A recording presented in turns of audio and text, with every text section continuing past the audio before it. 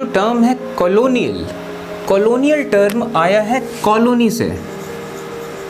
ठीक है, कॉलोनी मतलब किसी जगह का, किसी स्टेट का एक छोटा सा पार्ट, उसको कॉलोनी कहा जाएगा। तो कॉलोनियल का क्या मतलब? कॉलोनियल का मतलब ये कि ब्रिटिश जो थे वो ब्रिटेन के थे। ब्रिटेन तो था आर्कटिक सर्किल के आसपास, अगर आप वर्ल्ड मैप में देखें ब्रिटेन को, लेकिन फिर और इंडिया ब्रिटेन से बहुत ज़्यादा दूर था, लेकिन फिर भी इंडिया पे ब्रिटिश लोग राज करते थे।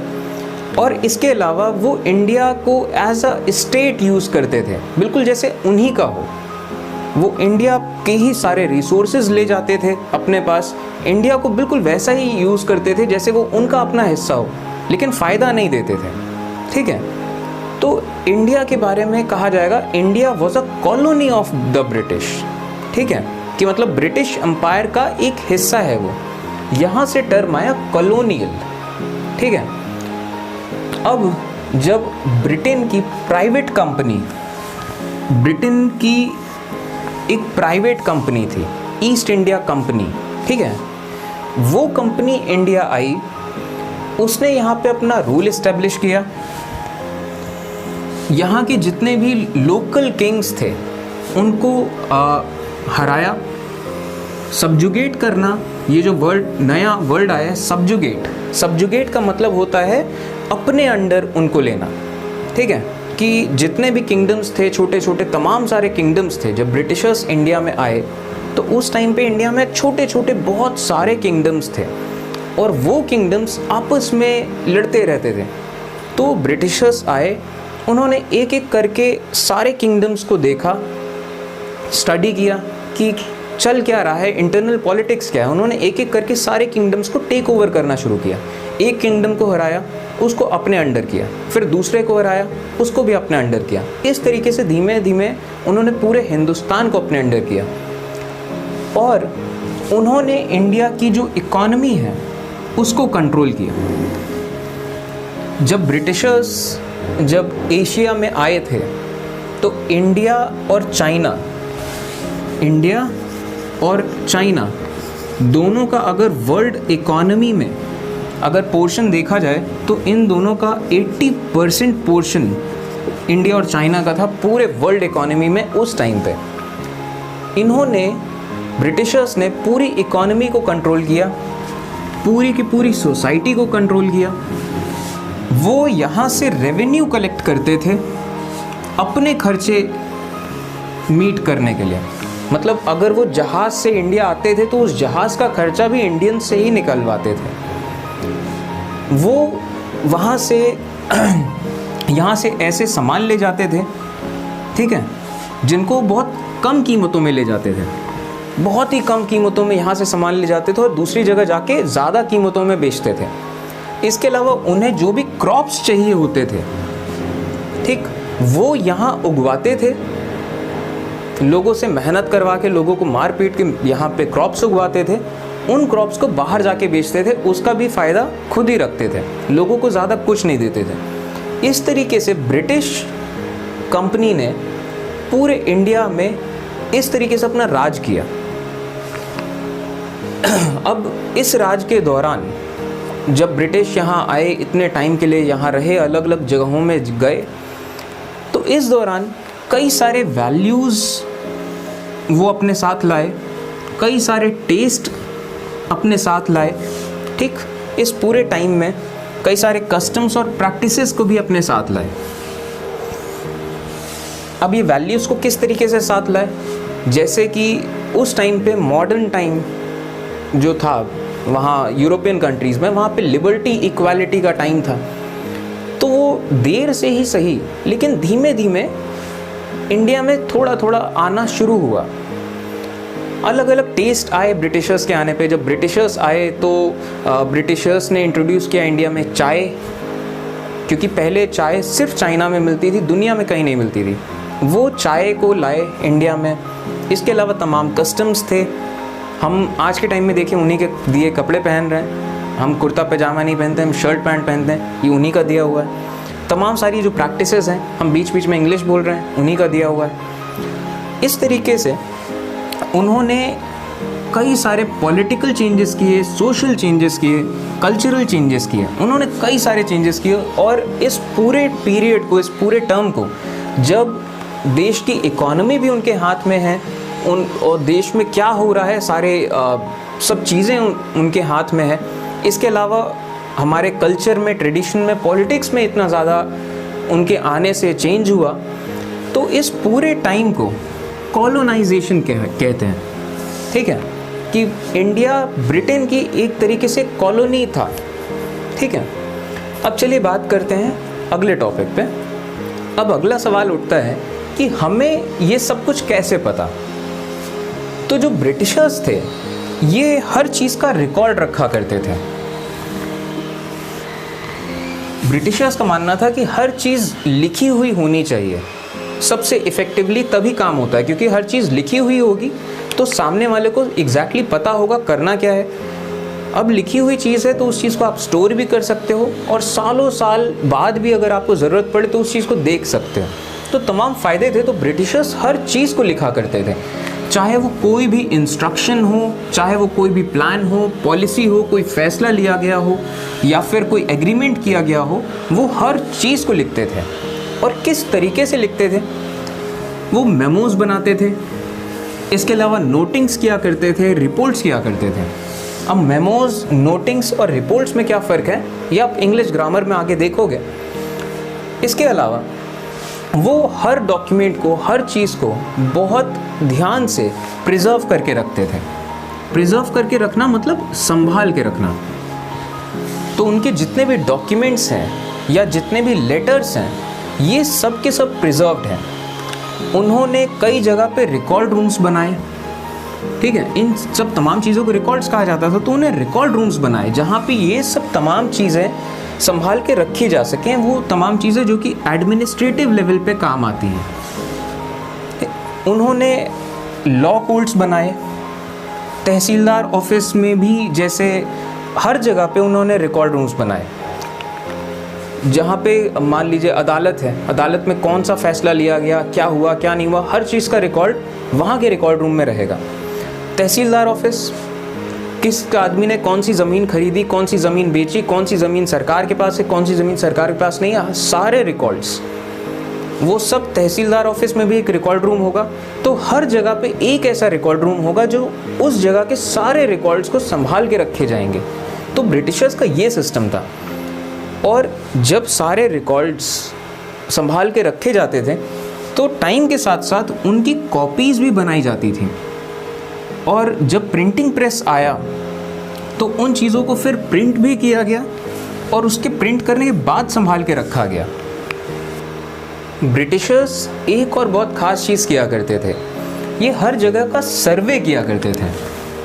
हर चीज़ का, हर जगह का। सर्वे का क्या मतलब होता है?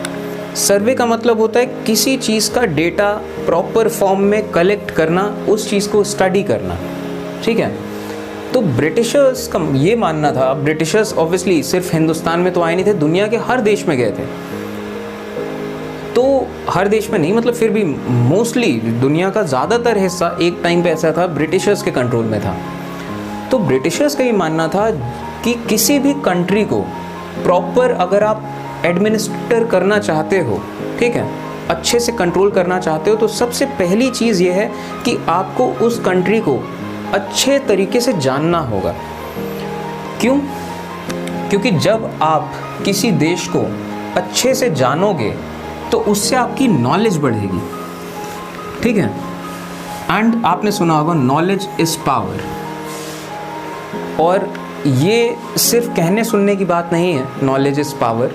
जिस पे नॉलेज है वो जानता है कि दरअसल कोई चीज़ किस तरीके से करी जाए। अब जैसे ब्रिटिशर्स का देखिए, ब्रिटिशर्स की खास चीज़ थी, जब भी कोई गवर्नर जनरल अपॉइंट होता था, कोई भी बड़े पोस्ट पे ब्रिटिशर अपॉइंट होता था, तो पहले उनको ज़रूरी था कि वो कोलकाता यूनिवर्सिटी में जाएं, 2-3 साल वहाँ रहें और इंडिया को पूरी तरीके से स्टडी करें, हर किंगडम के बारे में जाने, किस किंगडम की क्या अच्छाइयाँ हैं, क्या बुराइयाँ हैं, किस किंगडम की किसके साथ बनती है, किसकी किसके साथ नहीं बनती है, पूरी हिस्ट्री, इंडिया की जो लैंग्वेजेस थी, जहाँ पे भी उन ब्रिटिश ऑफिसर्स को जाना होता था, वहाँ जाने से पहले प्रॉपर उनको ट्रेनिंग दी जाती थी, वहाँ की लैंग्वेज उनको सिखाई जाती थी।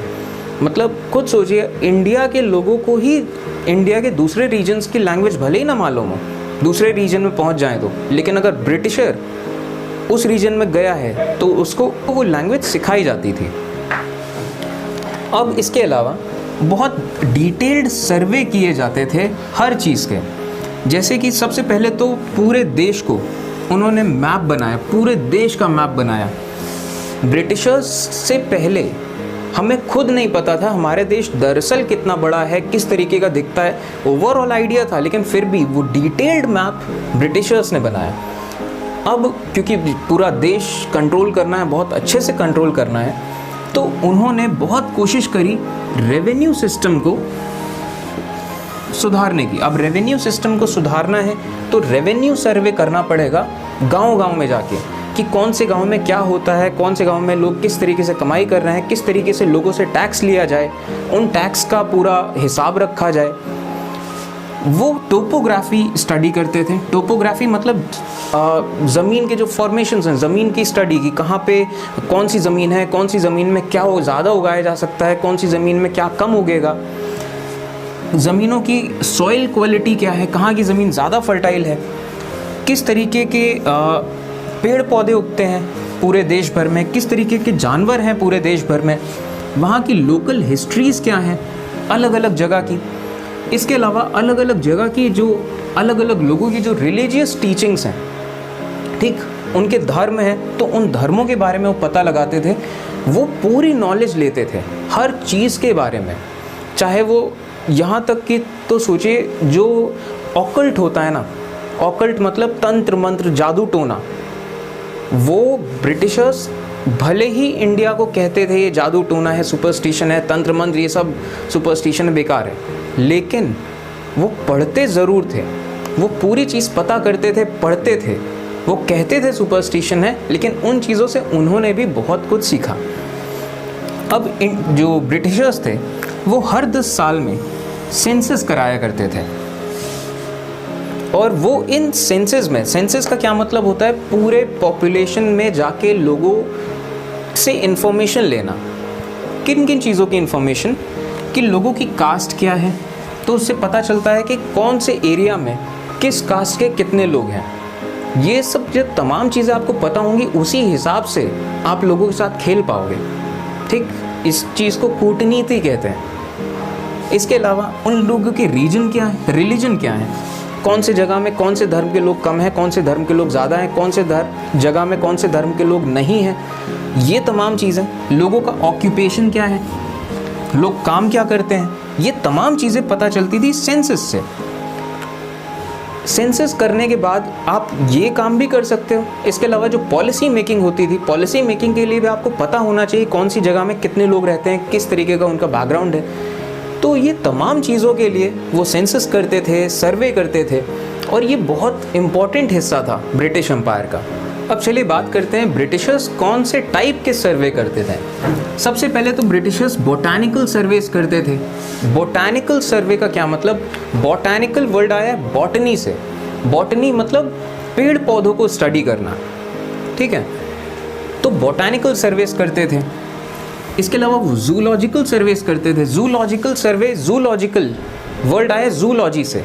जूलॉजी मतलब जानवरों को स्टडी करना। आप इस तरीके से याद रखो कि जू में जानवर होते हैं, तो जूलॉजिकल मतलब जानवरों की स्टडी, इस तरीके से आप याद कर सकते हैं। इसके अलावा आर्कियोलॉजिकल सर्वे करते थे।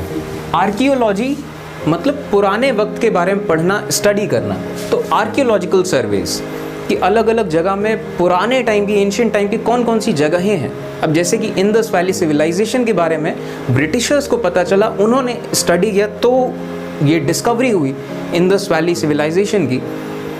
इसके अलावा वो एंथ्रोपोलॉजिकल सर्वेस करते थे और फॉरेस्ट सर्वेस करते थे, तमाम तरह के सर्वेस करते थे वो। और इन सर्वेस का बेसिकली जो पर्पस था वो ये था कि जो एग्जिस्टिंग नॉलेज है, जो जितनी नॉलेज है उस चीज़ को और ज़्यादा इम्प्रूव करना। क्योंकि नॉलेज इज़ पावर। जितनी नॉलेज आपके पास होगी आप उतना ज़्यादा बेहतर ढंग से काम कर सकते हो, बेहतर ढंग से सोच सकते हो, हर चीज़ बेहतर कर सकते हो। इसके अलावा वो जितना कुछ जान सकते थे मेडिसिन के बारे में, जो इंडिया में जो वैद्य होते थे, जो लोग जड़ी बूटी दे के लोगों का इलाज करते थे, वो हर चीज़ पढ़ते थे कि यहाँ के डॉक्टर्स इलाज किस तरीके से करते हैं, यहाँ की आर्ट्स क्या हैं, यहाँ की साइंस क्या है। जो वेद पुराण, सच में हम हिंदुस्तानियों ने वेद पुराण इतने नहीं स्टडी किए होंगे जितने कि ब्रिटिशर्स ने किए हैं। वो हर चीज़ जानते थे, उनके अंदर बहुत ज़्यादा जानने की एक कह लीजिए क्यूरियोसिटी थी, और यही क्यूरियोसिटी ही थी जो वो लीड करते गए आगे की तरफ। चाहे वो मैथ्स हो, चाहे एस्ट्रोनॉमी हो, चाहे एस्ट्रोलॉजी। एस्ट्रोलॉजी मतलब तारे और ग्रह देखकर फ्यूचर के बारे में प्रेडिक्ट करना, और एस्ट्रोनॉमी मतलब तारों के बारे में, ग्रहों के बारे में पढ़ना, स्टडी करना, ठीक है। तो वो मेडिसिन, आर्ट्स, साइंस, मैथ्स, हर चीज़ के बारे में पूरी डिटेल्ड स्टडी करते थे। और वो सिर्फ इंडिया में नहीं, ब्रिटिशर्स दुनिया के किसी भी हिस्से में गए, वहाँ से उन्होंने जो कुछ भी सीख सकते थे वो तमाम चीज़ें सीखी। उनके रिलीजियस टेक्स्ट उन्होंने पढ़े, हर टाइप के लोगों से। हर जगह जाते थे, उन लोगों की बुराई करते थे कि तुम लोगों को कुछ नहीं आता, तुम लोग जंगली हो, ऐसे हो, वैसे हो, तुम लोग लोअर सिविलाइजेशन हो। लेकिन उनको जो कुछ भी आता था वो सब सीखते थे, और उन्होंने पूरी दुनिया से सीखा, हर चीज़ सीखी। ये बहुत बड़ा रीज़न था, पूरी दुनिया की नॉलेज उनके पास इकट्ठा होने लगी। और जब उन पूरे दुनिया की नॉलेज उनके पास इकट्ठा हुई, इसी वजह से हम एजुकेशन भी लेते हैं तो उन्हीं की लेते हैं, वेस्टर्न एजुकेशन।